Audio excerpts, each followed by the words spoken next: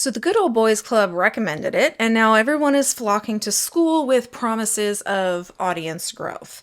Because when people that are in the online business space that are influential point at a platform and say, this is where you should be, a lot of people move there. But being hyped up is not the same as actually being a platform that works for learning. People get excited about the gamification that's possible in Skool when they shouldn't be.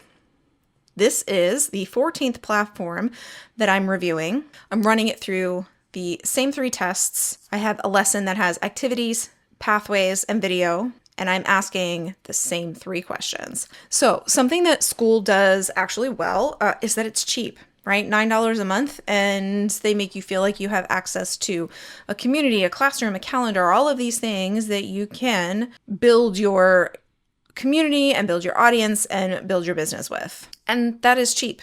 The interface is clean. There's not like a whole lot of places to get lost, but cheap and clean are not the only things that matter in a learning experience. So the setup is pretty quick when you first get into Skool. The community is set up here. I did already set up some discussion threads here. So to get to the courses, it is labeled pretty clearly. All you have to do is click on Classroom, and then you can create as many courses as you want in theory. So if I click New Course, I just give it a name, description. I can decide, at what level people can access it, and then I choose a cover. And then that's it. I can just jump straight in. So I'm going to go ahead and just jump straight into what I've already built. So basically, Skool courses work on a folder page type of logic. So folders are like modules and pages are like lessons. So I'm going to go ahead and try to edit path 2. You can see I'm pretty limited in what I can do, right? I can type clearly. I can insert an image. I can insert a link, and I can insert a video. There literally is no place to put anything that resembles engagement in here. Skool quickly fails question 1, which is, can we track something other than completion? The closest thing that we can do to track completion is they click the mark it as done button, which is, just like all the other ones.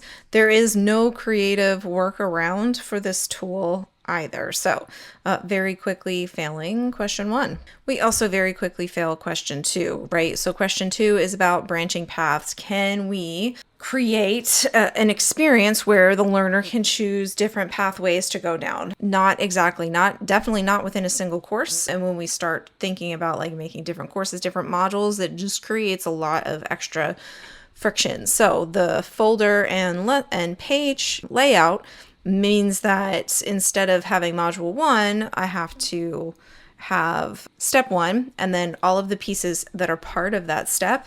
And there's no way around it, right? Like when you get to pick your path, I can't add a link to path 1. This fails the branching pathways, and there is also no good workaround for letting folks move through a course in their own way. So question 3 is, how many clicks does it take to get from content consumption to doing the activities? And clearly we fail this too because there are no activities to even get to.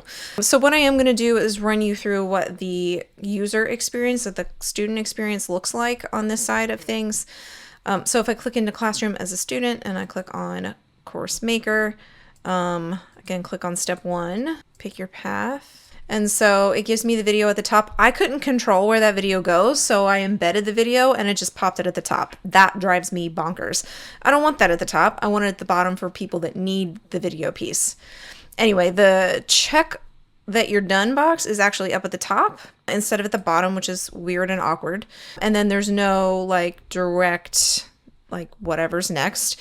So I could pick path 1 or path 2, and then this is literally just all content. So I would argue that not only does it fail question 3, it is a repository. This is an information library that they've built here. So if you're considering Skool, you need to ask yourself, do you need a platform where people may or may not engage with each other, that has a resource library handy, that sits in the background? Or do you need this to be a real learning experience? If the first one is fine for you, then Skool will work. If you need the second one, then it is the wrong place entirely. This one was the easiest one to fail across all three because it just is not built for learning.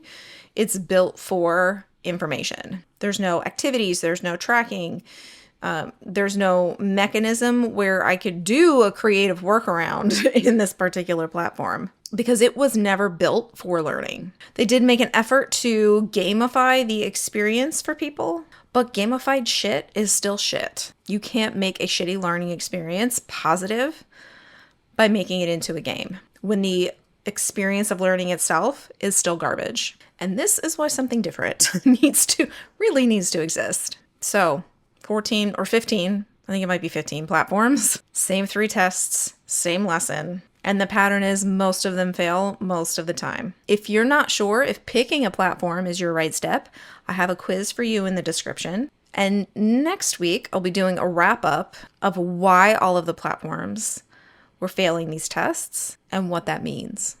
If it's not there, it'll be there next week.